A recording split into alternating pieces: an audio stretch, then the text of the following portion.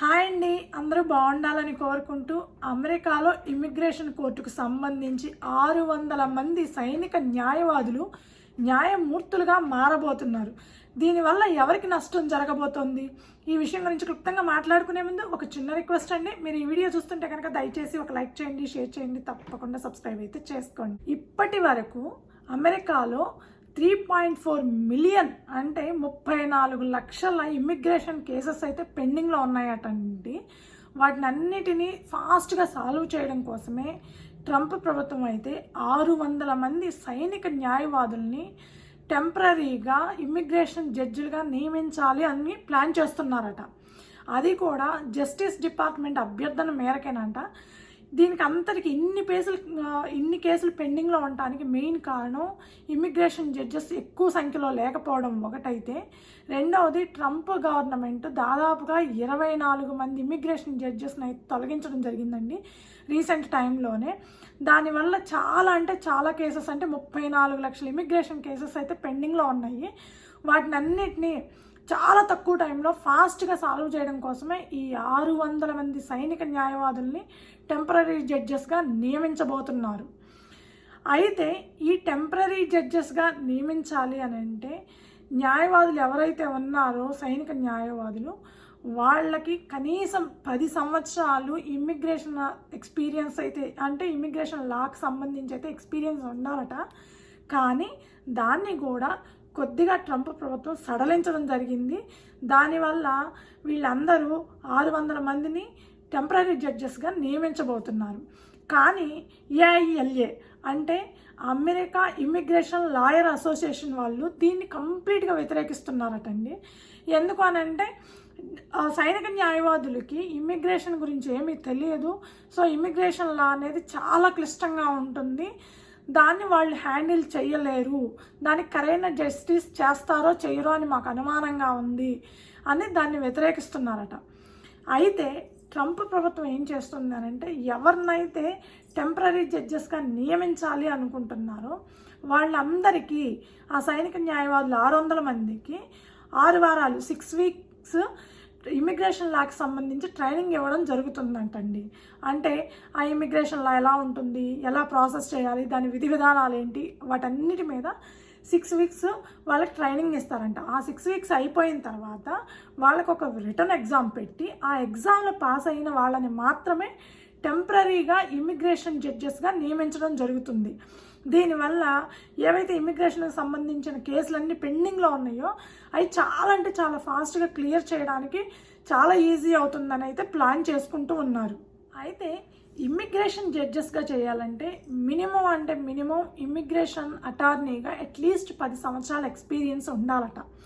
అలా ఉంటే వాళ్ళకి ఇమ్మిగ్రేషన్ గురించి పూర్తి అవగాహన ఉంటుంది కాబట్టి వాళ్ళు టెంపరీ జడ్జెస్గా అయినా వర్క్ చేయడానికి బాగా ఈజీ అవుతుంది. కానీ యుద్ధ సైనికులకు సంబంధించిన న్యాయవాదులు కాబట్టి, అంటే వాళ్ళకి యుద్ధాలకు సంబంధించి వాటి చట్టాలకు సంబంధించి పక్క కంట్రీలకి యుద్ధం వచ్చినప్పుడు ఎలాంటివి కేసులు అవుతాయి అలాంటి వాటి గురించి బాగా అవగాహన ఉంటుంది. కానీ ఇమ్మిగ్రేషన్ గురించి పెద్దగా అవగాహన ఉండకపోవచ్చు.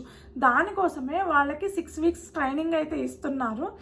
సో అది అయిపోయిన తర్వాత వాళ్ళకి రిటర్న్ ఎగ్జామ్ పెట్టి అది పాస్ అయితే వాళ్ళని సెలెక్ట్ చేస్తారనమాట. టెంపరీ జడ్జెస్గానేనండి, పర్మనెంట్ జడ్జెస్గా కాదు.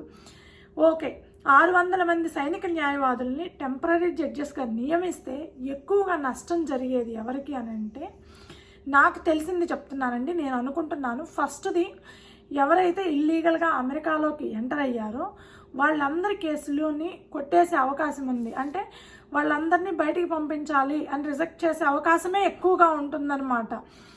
ఇకపోతే రెండవది ఇమ్మిగ్రేషన్ లా అంటేనే మనం నాన్ ఇమ్మిగ్రెంట్స్కి సంబంధించి ఎక్కువగా ఉంటుందండి. దీనికి ఇంకా క్లియర్గా చెప్పాలంటే ఒక చిన్న ఎగ్జాంపుల్ చెప్తానండి. అమెరికాలో ప్రజెంట్ సిచ్యువేషన్లో ఎవరైనా సరే వర్క్ వీసా మీద అమెరికాలో వర్క్ చేస్తున్న వాళ్ళకి ఒక 15 రోజులు పేరోల్ రన్ అవ్వలేదు అని అంటే మనకి ఇండియాలో అయితే మంత్లీ శాలరీ పడుతుంది, కానీ ఇక్కడ శాలరీ మంత్కే క్యాలిక్యులేట్ చేస్తారు. కానీ దాన్ని 2 పార్ట్స్గా డివైడ్ చేసి 15 డేస్కి ఒకసారి పే స్లిప్ రన్ చేస్తుంటారండి. 15 డేస్కి ఒకసారి శాలరీ పడుతుంది మనకి అకౌంట్లో. సో ఎవరికైనా సరే నాన్ ఇమ్మిగ్రెంట్స్కి వర్క్ వీసా మీద ఉన్న వాళ్ళకి ఎవరికైనా సరే ఒక పేరోల్ రన్ అవ్వలేదు అని అంటే ఇప్పుడున్న సిచ్యువేషన్లో చాలామందికి ఎన్టీఏ నోటీసులు వస్తున్నాయి. ఎన్టీఏ అంటే నోటీస్ టు అపియర్. సో వాళ్ళు డైరెక్ట్గా జడ్జి ముందు హాజరు కావాల్సి ఉంటుంది. అలాంటి సిచ్యువేషన్లో జడ్జి కనుక మీరు ఇక్కడ ఉండడానికి వీలు లేదు అని అంటే ఇమ్మీడియట్గా వాళ్ళు కంట్రీని వదిలిపెట్టి వెళ్ళిపోవాల్సి ఉంటుంది.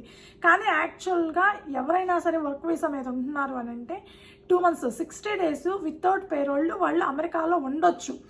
కానీ 15 days పేరోల్ రన్ అవ్వకపోయినా కూడా ఈ మధ్య ఎన్టీఏలు ఎక్కువగా వస్తున్నాయి. కాబట్టి అక్కడున్న సిచ్యువేషన్లో అది రిజెక్ట్ అయ్యే ఛాన్సెస్ ఉంది. దానివల్ల వర్క్ వీసా మీద ఎవరైతే పేరోల్ రన్ అవ్వకుండా ప్రాబ్లమ్స్ ఫేస్ చేస్తున్నారో, లేకపోతే ఎన్టీఏ ఒకవేళ వచ్చి ఉన్నాళ్ళు, వాళ్ళందరూ కేసులు రిజెక్ట్ అయ్యే ఛాన్సే ఎక్కువగా ఉంటుంది. ఇకపోతే ఇమ్మిగ్రేషన్కి సంబంధించి చాలామంది పర్మ్ అప్రూవల్ పూర్తి కాకుండా I-140 వేసి వాళ్ళు ఎక్స్టెండ్ అవ్వడానికి లేదండి. అంటే 6 years H-1B ఉండేవాళ్ళు 6 years అమెరికాలో ఉండొచ్చు. అయితే 6 years తర్వాత వాళ్ళు కంటిన్యూ అవ్వాలి అంటే అమెరికాలో గ్రీన్ కార్డ్ ప్రాసెస్ చేయాలి. అందులో I-140 అని ఒక స్టెప్ ఉంటుంది. ఆ I-140 కంప్లీట్ అయితేనే వాళ్ళు రెన్యూవల్కి అప్లై చేసుకొని ఫర్దర్గా అమెరికాలో స్టే చేయొచ్చు.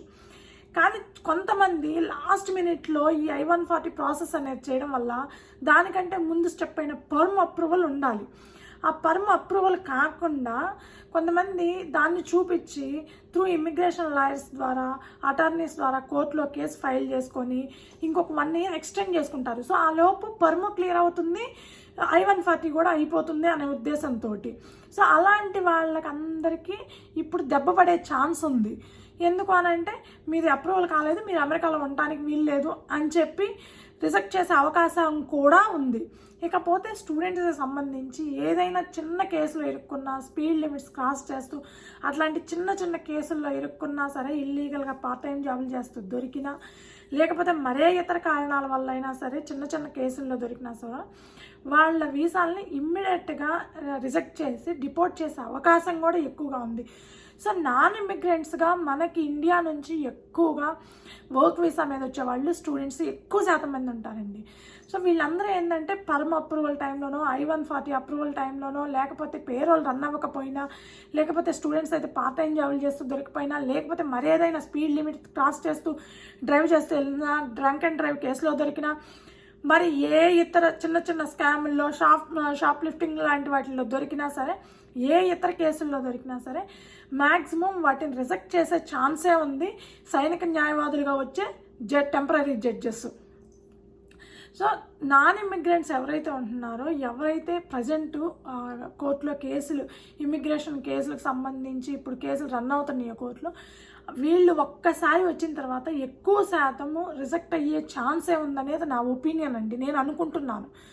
ఎందుకు అనంటే ఇప్పుడు సడన్గా ఉన్న జడ్జెస్ని తొలగించి కొత్తగా సైనిక న్యాయవాదులుగా పనిచేసే వాళ్ళని టెంపరీగా జడ్జెస్గా నియమిస్తున్నారు అని అంటే ఎక్కువ శాతం స్పీడ్ చేయాలి, ఏదైనా చిన్న మిస్టేక్ కనిపించినా కూడా రిజెక్ట్ చేస్తే బెటర్ అనే ఉద్దేశం కావచ్చు.